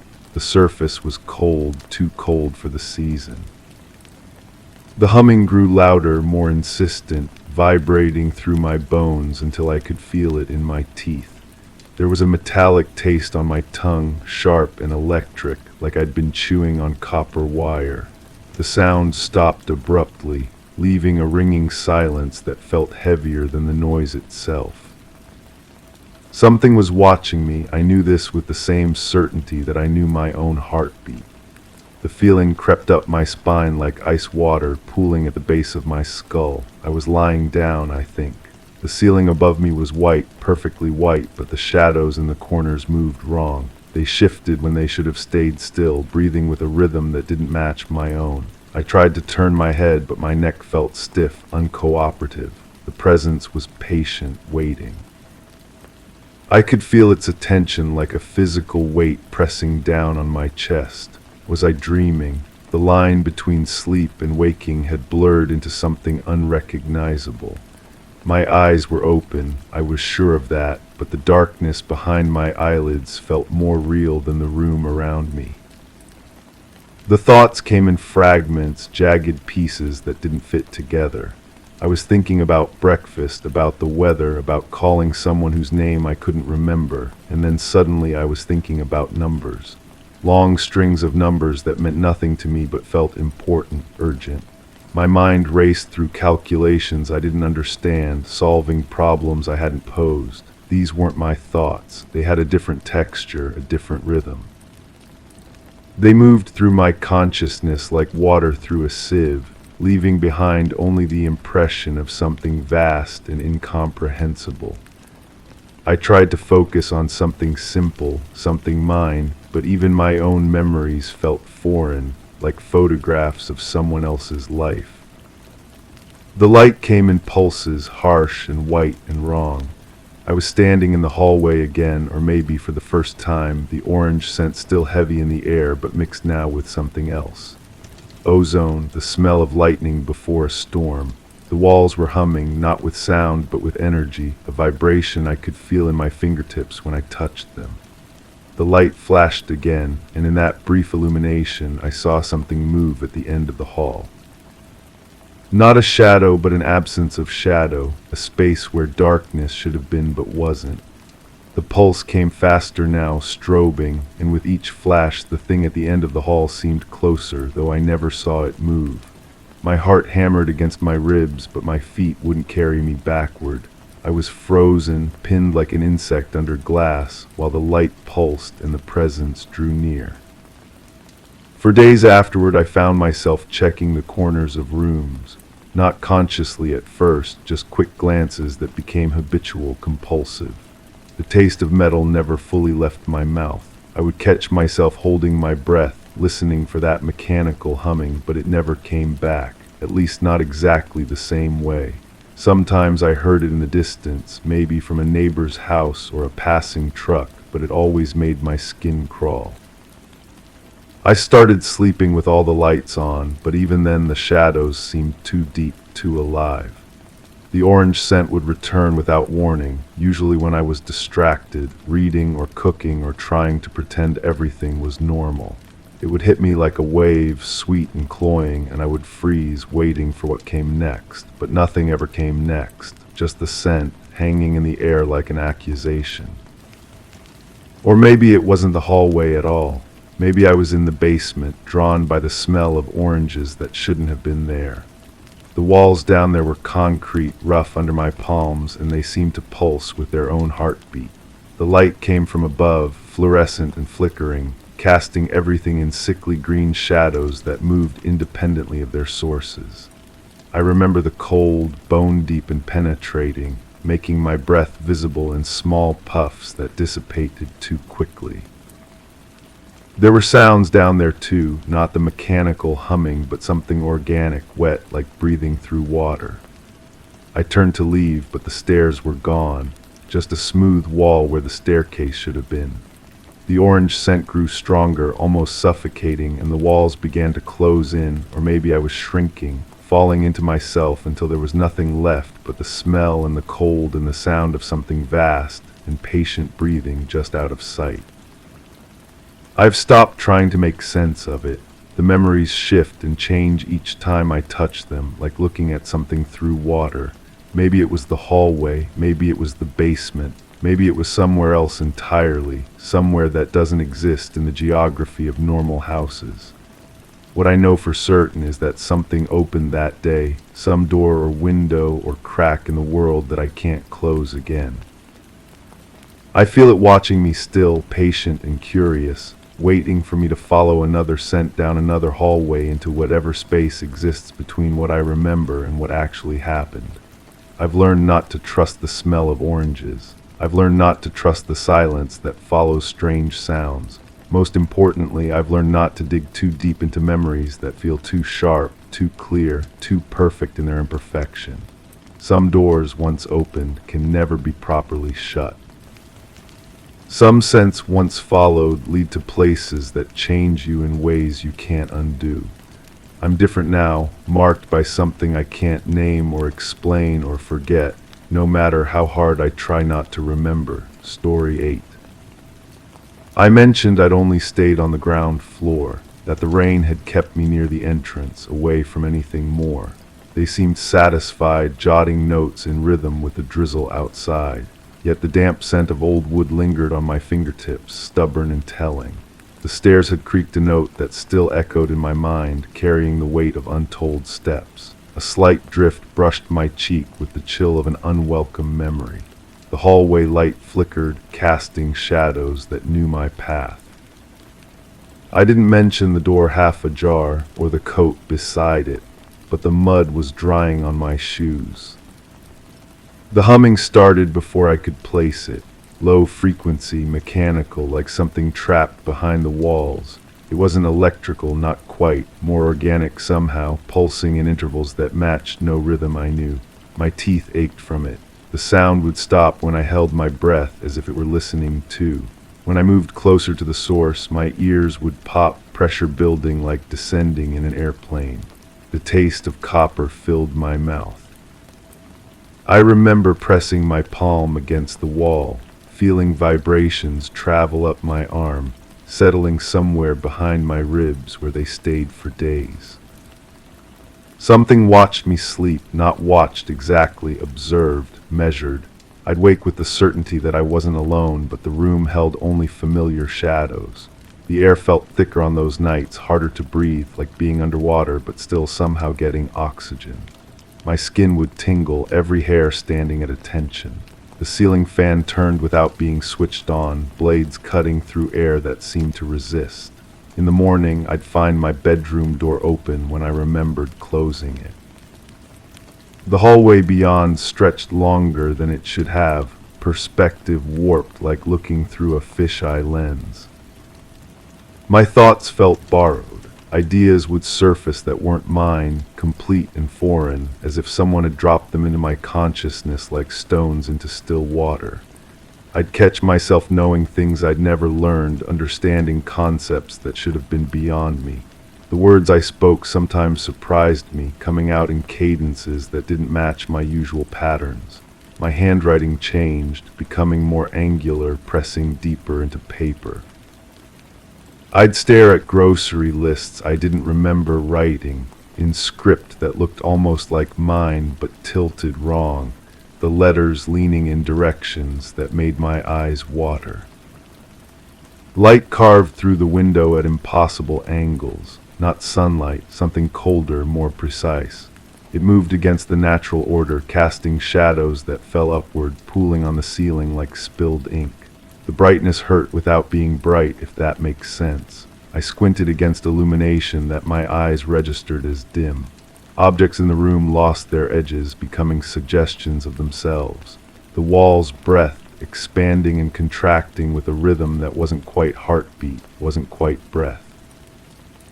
I reached for the window's shade and my hand passed through it like it was made of mist.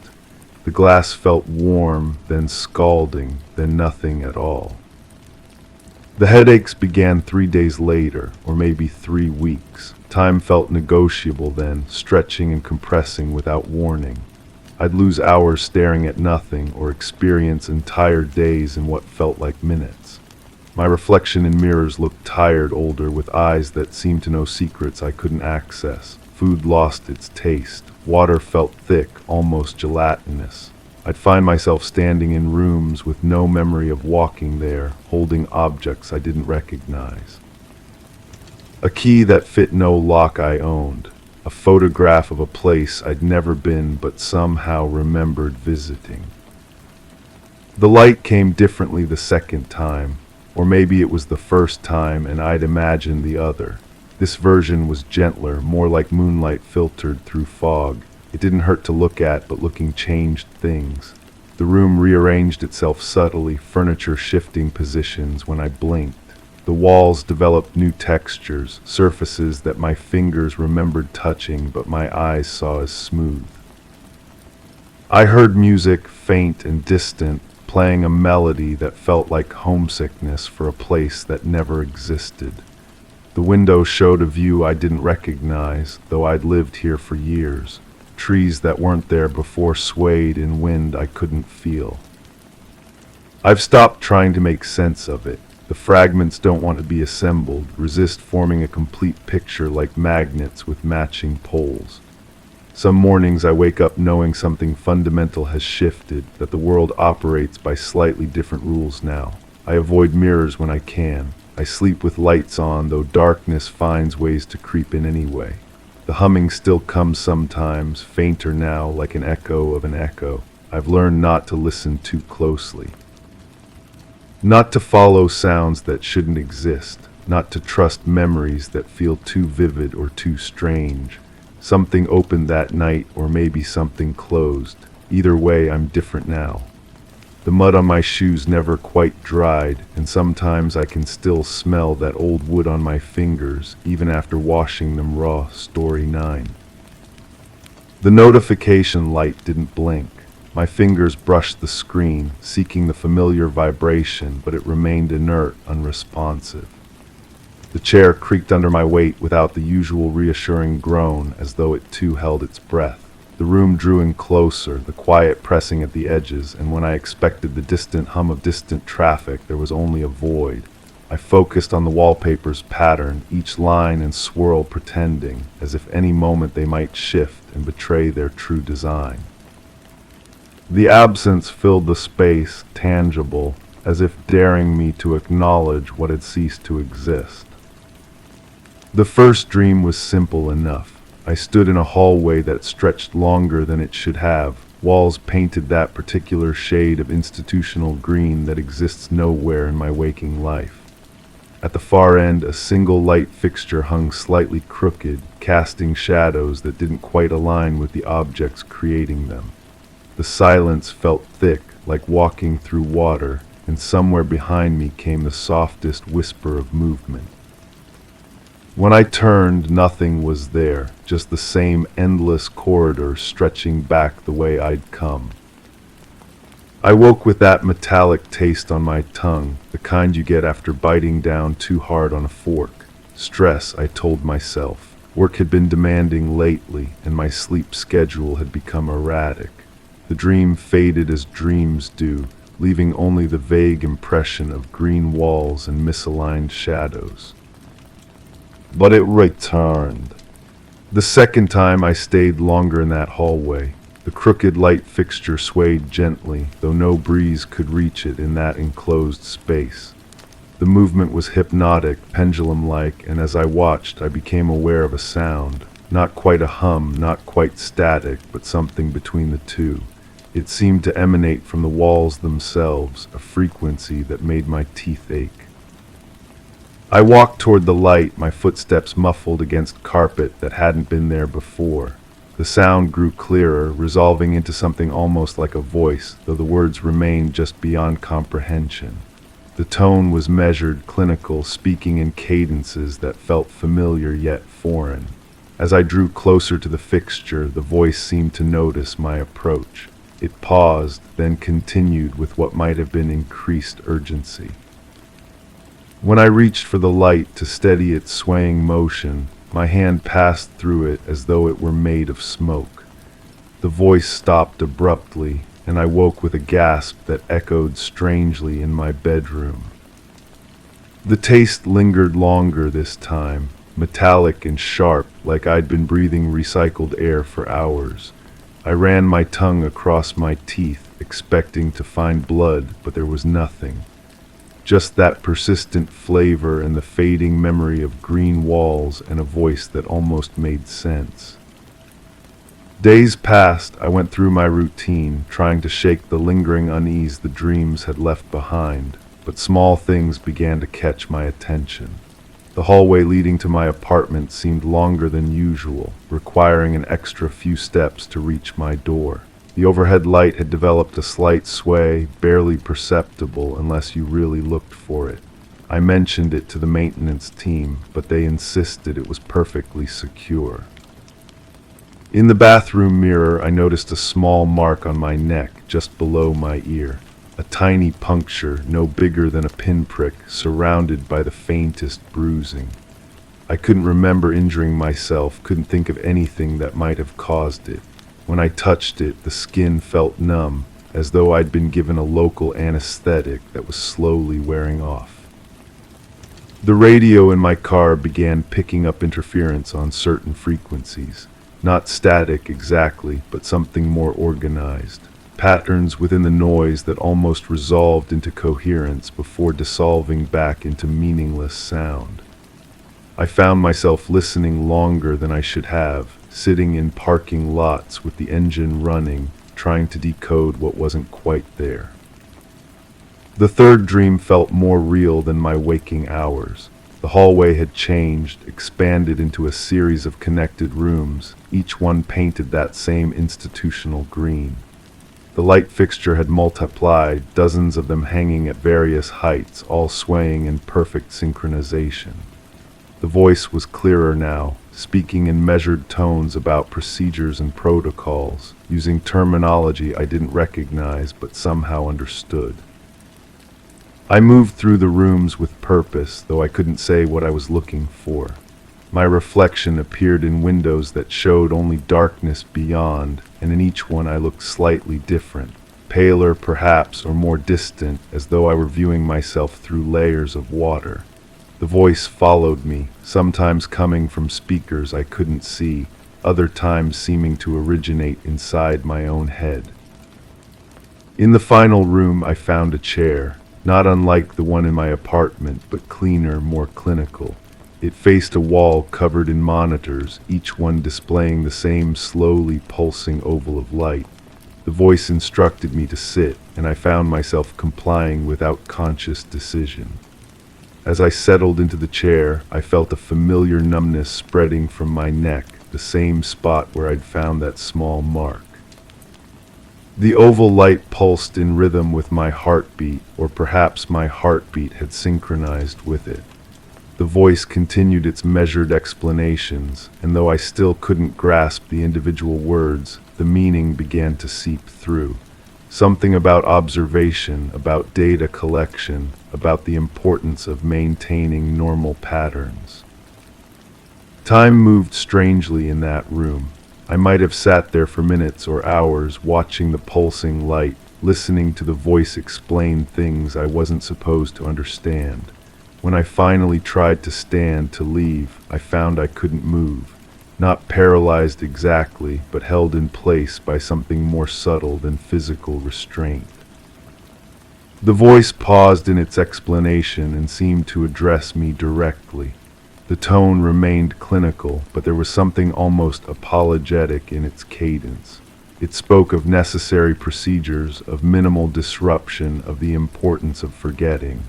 As it spoke, the oval light pulsed brighter, and I felt myself beginning to fade, not disappearing, but becoming somehow less solid, less present. I woke in my own bed, but the transition felt wrong. Usually there's that moment of disorientation when you surface from sleep, that brief confusion about where you are. This time I was instantly, completely awake, as though someone had simply switched me on. The metallic taste was stronger now, accompanied by that sharp scent of ozone, artificial and clean. The dreams began bleeding into my days. I'd be sitting at my desk, working on some mundane task, when I'd hear that measured voice speaking just below the threshold of audibility. I'd turn up the volume on my computer, thinking it was coming from there, but the sound would fade, leaving me uncertain whether I'd heard anything at all. The lights in my apartment developed their own rhythm, dimming and brightening in subtle waves that matched the pulse I remembered from the oval screen. When I called the building management, they insisted the electrical system was functioning normally. They ran tests, checked connections, found nothing wrong, but the pulsing continued, barely noticeable unless you knew to look for it. I started losing track of time, not in the usual way where you get absorbed in something and look up to find hours have passed. This was different. I'd be in the middle of a conversation or reading or cooking, and suddenly I'd be somewhere else doing something else with no memory of the transition. Always with that taste in my mouth, always with the feeling that I'd been somewhere important, somewhere I wasn't supposed to remember. The mark on my neck appeared and disappeared with increasing frequency. Sometimes it was fresh, that tiny puncture surrounded by new bruising. Other times it was faded, days old, though I had no memory of it healing. I began taking pictures, trying to document the changes, but the images never seemed to capture what I saw in the mirror. In photographs, it looked like nothing more than a shadow, a trick of the light. My reflection began to feel like a stranger's, not dramatically different, but subtly wrong, as though I were looking at someone who resembled me but wasn't quite me. The eyes seemed more distant, the expression more vacant. Sometimes I'd catch myself staring at mirrors for long minutes, trying to recognize the person looking back. The interference in my car radio resolved into something approaching speech. Still not clear enough to understand, but organized, purposeful. I recorded it on my phone, thinking I could analyze it later, slow it down, or filter it somehow. But the recordings played back as ordinary static, meaningless noise that bore no resemblance to what I'd heard. I began to suspect I was being watched, not the paranoid feeling of eyes on you in a crowded place, but something more systematic, more clinical. Like being observed by something that found me interesting but not particularly important. The sensation was strongest in my apartment, especially when I was alone and the lights were pulsing their subtle rhythm. Sleep became unreliable. I'd lie in bed, exhausted but unable to cross the threshold into unconsciousness. Instead, I'd hover in that space between waking and dreaming, aware of my surroundings but unable to move or speak. During these episodes, I'd hear the voice more clearly, explaining procedures I didn't want to understand, describing processes that sounded medical but felt wrong. The dreams and waking life began to merge into something that was neither and both. I'd find myself in that green hallway while supposedly awake, walking to the store or sitting in a meeting. The oval light would appear in windows, in computer screens, in any reflective surface when I wasn't looking directly at it. The voice would speak from air vents, from telephone static, from the white noise of traffic. I started to understand that the dreams weren't dreams at all, but memories surfacing from somewhere they'd been carefully buried. The clinical voice, the green rooms, the pulsing light, the numbness spreading from that mark on my neck, all of it felt too detailed, too consistent to be products of my imagination. But if they were memories, what did that make the life I thought I was living? The realization came gradually, like developing a photograph in slow motion. The gaps in my memory weren't random lapses, but carefully edited spaces where something had been removed. The mark on my neck wasn't appearing and disappearing, but healing and being renewed. The voice wasn't speaking to me in dreams, but explaining what was being done, what had been done, what would continue to be done. I began to fight it, to resist the pull when I felt myself slipping away, but resistance only seemed to make the transitions more abrupt, more disorienting. I'd be walking down the street, concentrating on staying present, staying aware, and then I'd be in that chair again, facing the wall of monitors, listening to explanations I wasn't supposed to retain. The voice began to sound concerned, though its clinical tone never wavered. It spoke of complications, of unexpected awareness, of the need for adjustments to the protocol. The procedures became longer, more intensive, and the periods of normal life shorter and less convincing. I tried to tell someone to explain what was happening, but the words wouldn't come out right. When I spoke about the dreams, they sounded exactly like that, just dreams, stress-induced fantasies with no bearing on reality.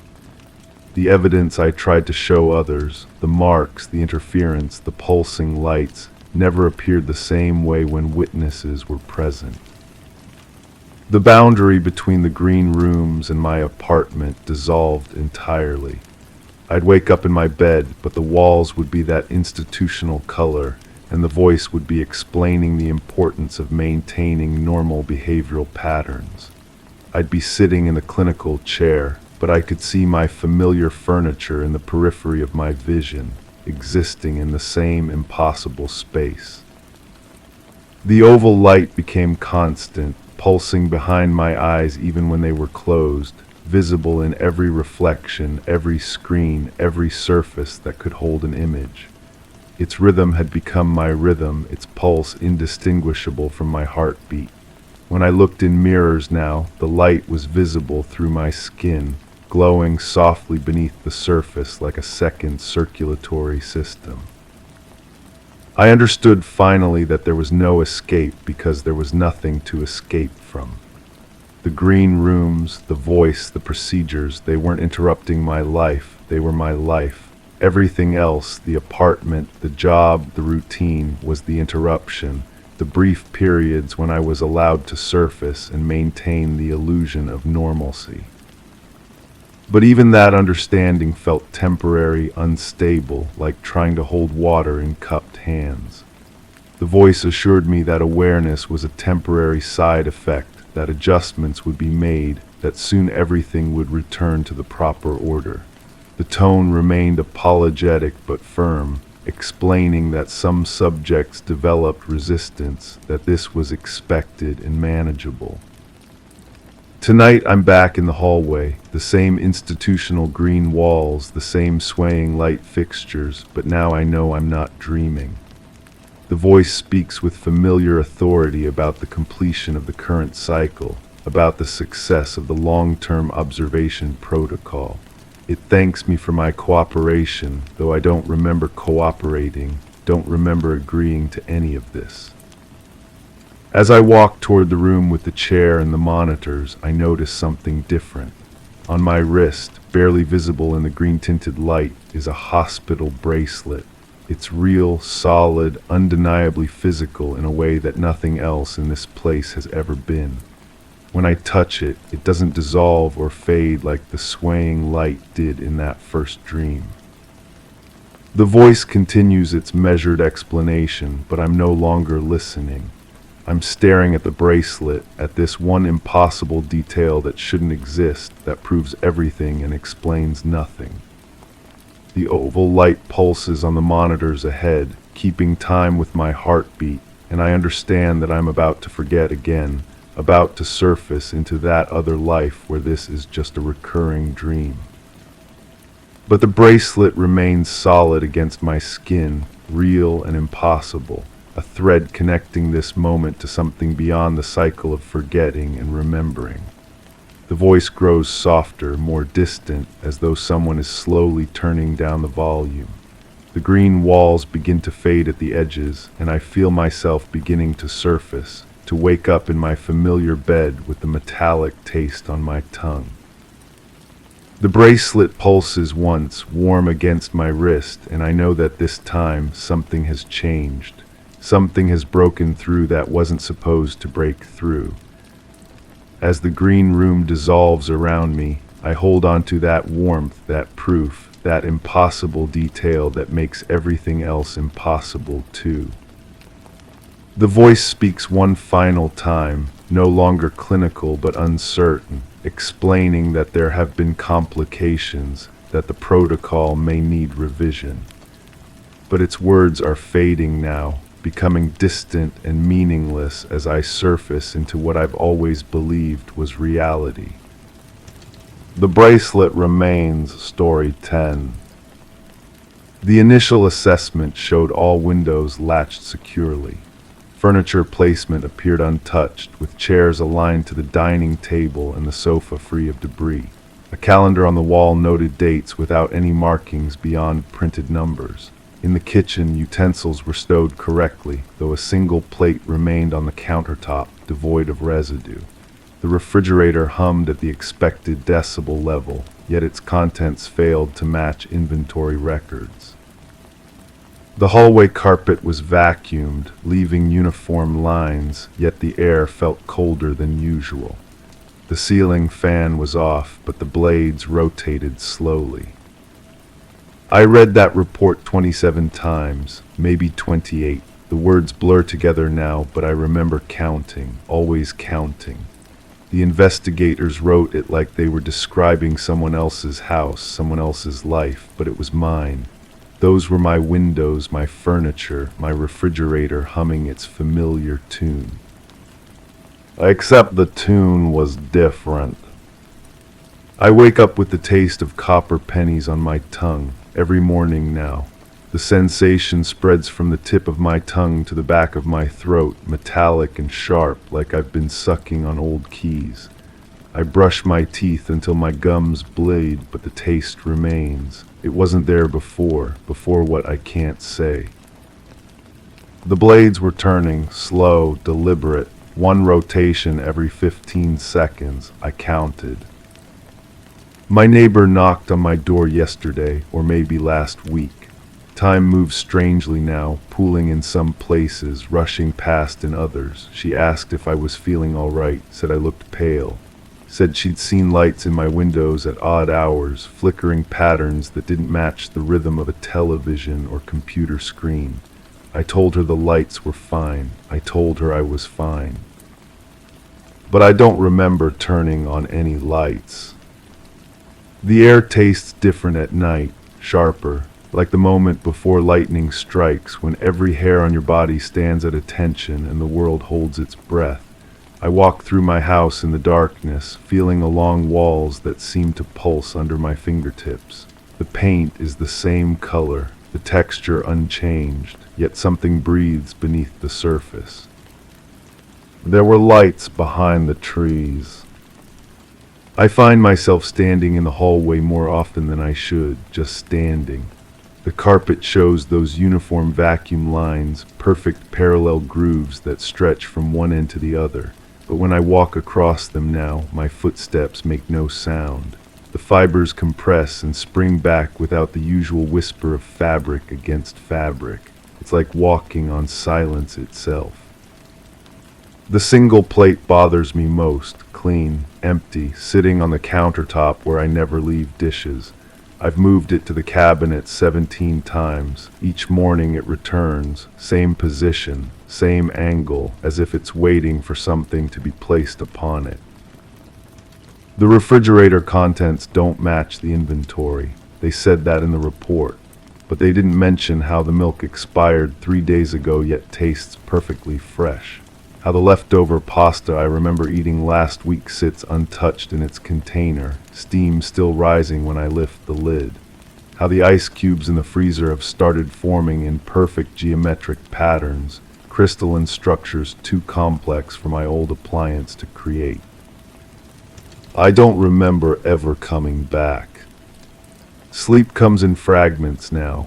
I close my eyes and find myself somewhere between waking and dreaming, suspended in a space where thoughts move like honey and sounds arrive from impossible distances.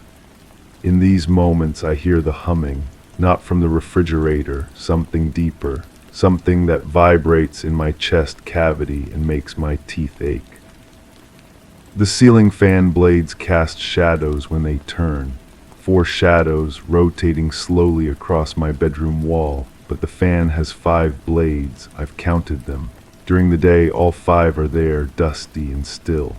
At night, only 4 shadows dance their lazy circle on the plaster. My skin tingles in rooms that should be warm. The thermostat reads 72 degrees, but goosebumps rise along my arms and the back of my neck prickles with invisible electricity. I've checked for drafts, for gaps in the windows, for any rational source of the sensation. The house is sealed tight. The cold comes from somewhere else. The noise didn't come from outside. Objects shift when I'm not looking directly at them. The coffee mug on my nightstand migrates 2 inches to the left. The book I was reading flips its pages backward. The mirror in the bathroom reflects my image a half-second too late, as if light itself has grown sluggish in my presence. I've started keeping a journal, trying to document these small disturbances. But when I read my entries the next day, the words rearranged themselves. Sentences I never wrote appear in my handwriting. Descriptions of events I don't remember experiencing. Yesterday's entry mentioned a door I've never seen, painted blue and standing slightly ajar. Today's entry describes the sound of footsteps in the attic, though my house has no second floor. The taste of copper grows stronger near the windows. I press my face against the glass and peer into the darkness beyond, searching for something I can't name. The streetlights cast their usual yellow glow, but between their pools of illumination, shadows move with purpose. They don't match the shapes of trees or cars or anything else that should cast them. Time stopped at 3:17 a.m. I know because that's when all the clocks in my house froze. Digital displays, analog faces, the microwave timer, even my wristwatch. For how long I can't say. Seconds, minutes, hours. I stood in my living room, watching dust motes hang suspended in the air like tiny planets, feeling my heartbeat echo in the absolute silence. When time resumed, the clocks all showed different hours. The inventory records mentioned missing items, though the investigators couldn't specify what was gone. I walked through my house, cataloging possessions, searching for empty spaces where familiar objects should rest. But the absence isn't physical, it's deeper. Memories of things I once owned fade like photographs left too long in sunlight. A lamp that cast warm light in the corner. A painting that made me smile. A photograph of a moment I can no longer recall. They're gone, but they were never there. I don't remember ever coming back. The hallway stretches longer at night. Same carpet, same walls, same doors leading to familiar rooms. But the distance between the living room and bedroom expands, requiring more steps, more time, more breath. I count my footfalls, 23 steps during the day, 31 in darkness. The extra steps land on carpet that feels different underfoot, softer and somehow deeper, as if I'm walking on the surface of something vast and sleeping. The electrical humming returns in waves. It builds slowly, starting as a whisper in the walls and growing until it fills every space, every corner, every breath I take. During these episodes, light bulbs flicker in sequences that almost form a pattern. Almost. The rhythm stays just beyond my comprehension, like a song played in a language I once knew but have forgotten. My reflection has started arriving late. I move my hand, and the mirror shows the motion a heartbeat afterward. I smile, and my reflected face responds with a delay that makes conversation with myself impossible. Sometimes, in my peripheral vision, I catch my reflection moving when I'm perfectly still, performing actions I haven't taken, wearing expressions that don't belong to me. There were lights behind the trees. The single plate multiplies, 2 on the counter, then 3, all clean, all empty, all positioned at precise angles that form a pattern I recognize but can't interpret.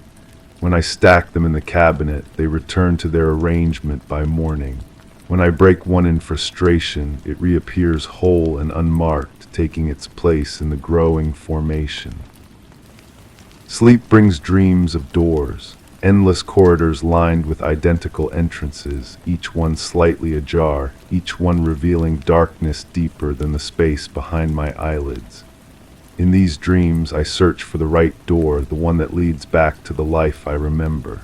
But every handle I turn opens onto the same view. My house, my furniture, my possessions, all exactly as they should be and entirely wrong. The air grows thick on certain nights. Not humid or warm, but dense with possibility, pregnant with events that haven't quite happened yet. I move through this thickness like a swimmer pushing against invisible currents, feeling resistance with every gesture, every breath requiring conscious effort. The noise didn't come from outside. Photographs fade while I watch them. Color images drain to sepia, then to black and white, then to nothing but empty frames hanging on walls that remember what they once displayed. The faces in family pictures become strangers, then shadows, then blank spaces where people used to smile. I know I should recognize these vanishing figures, but their names slip away like water through cupped hands. The refrigerator hums its incorrect song, too high in pitch, too regular in rhythm. I press my ear against its surface and hear something moving inside, something that doesn't match the familiar sounds of compressors and fans. It's organic, almost breathing, as if the appliance has developed a heartbeat. My house breathes with it. Walls expand and contract in microscopic movements that I feel rather than see. The floorboards creak in rhythm with this hidden respiration. At night, lying in bed, I synchronize my breathing with the house's rhythm and feel myself sinking into something larger, something that encompasses my small existence and makes it part of a greater pattern. The ceiling fan blades cast 4 shadows when they should cast 5, but now I see where the 5th shadow falls. It moves independently, rotating in the opposite direction, dancing across surfaces that shouldn't be able to receive shadows at all. It passes over my skin like a cool breeze, leaving trails of sensation that linger long after it moves on. I don't remember ever coming back. The taste of copper has spread. It coats my teeth, my gums, the inside of my cheeks. When I speak, words emerge metallic and strange, as if my voice is being filtered through something that doesn't quite understand human speech. I avoid phone calls now. The people on the other end ask if the connection is bad, if I'm using some kind of device that distorts my voice. But the distortion comes from inside. Time pools and eddies around certain objects. The single plate exists in multiple moments simultaneously, clean and dirty, whole and broken, present and absent.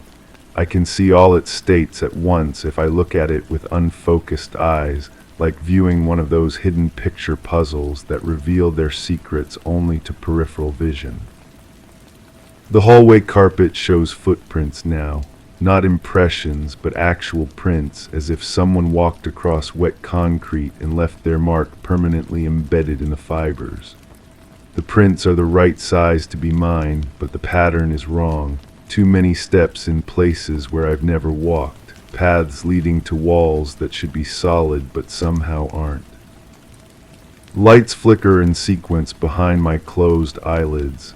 Even in complete darkness, even with the power cut, the pattern continues.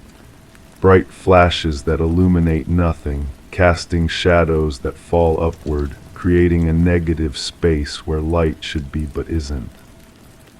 There were lights behind the trees. The inventory records mentioned a discrepancy, but they couldn't identify what was missing because the absence is more fundamental than objects. It's the missing seconds between thoughts, the lost words in conversations, the forgotten reasons for entering rooms. I search for these gaps like an archaeologist excavating empty spaces, finding only the shapes of things that were never there. My neighbor knocked again, or maybe it was someone else wearing her face, speaking with her voice, asking questions she would never think to ask. She wanted to know about the lights, about the sounds, about the way my house seems to exist slightly out of phase with the rest of the neighborhood. I told her everything was normal. I told her I was fine. But normal is a word that has lost all meaning. The refrigerator contents shift when I'm not looking. Milk becomes juice, becomes something clear and odorless that shouldn't exist in any kitchen. Leftovers transform into meals I never cooked, perfectly prepared dishes that taste like memories I can't quite access. The ice cubes have started forming letters, spelling words in a language I don't recognize but somehow understand. The noise didn't come from outside. Sleep has become something else entirely. I close my eyes and find myself standing in my hallway, watching myself sleep in a bed that exists in the same space but at a different time. Multiple versions of my house overlap like double-exposed photographs, each one slightly different, each one equally real. In one version, the ceiling fan has 6 blades. In another, there is no ceiling fan at all. In a third, the fan is there but spinning in impossible directions, its blades cutting through dimensions I can't perceive but somehow feel. The single plate has become a constellation, dozens of them now arranged across every surface in patterns that shift when I'm not looking directly at them. They form symbols, equations, maps of territories that exist only in the space between seconds. I've stopped trying to put them away. They have work to do. My reflection has begun acting independently. It moves through the mirror world with purpose, opening doors I can't see, speaking to people who cast no reflection of their own. Sometimes I catch it looking directly at me, its eyes holding knowledge that my own mind refuses to accept. The air tastes of ozone and possibility. Each breath carries information I can't process, data streams that bypass my conscious mind and embed themselves directly into my nervous system. I'm learning things I don't want to know, understanding concepts that have no names in any human language. Time stopped again. This time I was ready for it. I stood in my kitchen, watching the second hand of the wall clock freeze between tick marks, and felt the universe pause to examine me more closely. In that suspended moment, I heard the real sound my refrigerator makes, not humming, singing, a complex harmony that speaks of distances beyond measurement and purposes beyond comprehension. When time resumed, I was standing in the hallway. The uniform vacuum lines stretched before me like a pathway to somewhere else. My footsteps made no sound as I walked toward my bedroom, but I could hear other footsteps, synchronized with mine, coming from directions that shouldn't exist. I don't remember ever coming back. The lights behind the trees have grown brighter. They pulse in rhythm with my heartbeat, with the house's breathing, with the rotation of the ceiling fan blades that cast 4 shadows when there should be 5. I understand now that the lights aren't behind the trees. They're behind everything, waiting in the spaces between moments, in the gaps between thoughts, in the pause between question and answer. The initial assessment showed all windows latched securely, but they didn't mention that the latches turned by themselves now, opening and closing in sequences that let in air that smells of places I've never been. The investigators noted that furniture appeared untouched, but they couldn't see how each piece exists in multiple positions simultaneously, occupying the same space at different times. The calendar on the wall still shows dates without markings, but the numbers rearrange themselves when I'm not looking. Today becomes yesterday, becomes a day that never existed, but feels more real than any I remember living. The single plate waits on the countertop, clean, empty, ready. And somewhere in the space between sleeping and waking, between memory and forgetting, between the tick and the talk of clocks that show different times, I know that whatever happened is still happening. The ceiling fan is off, but the blades rotate slowly.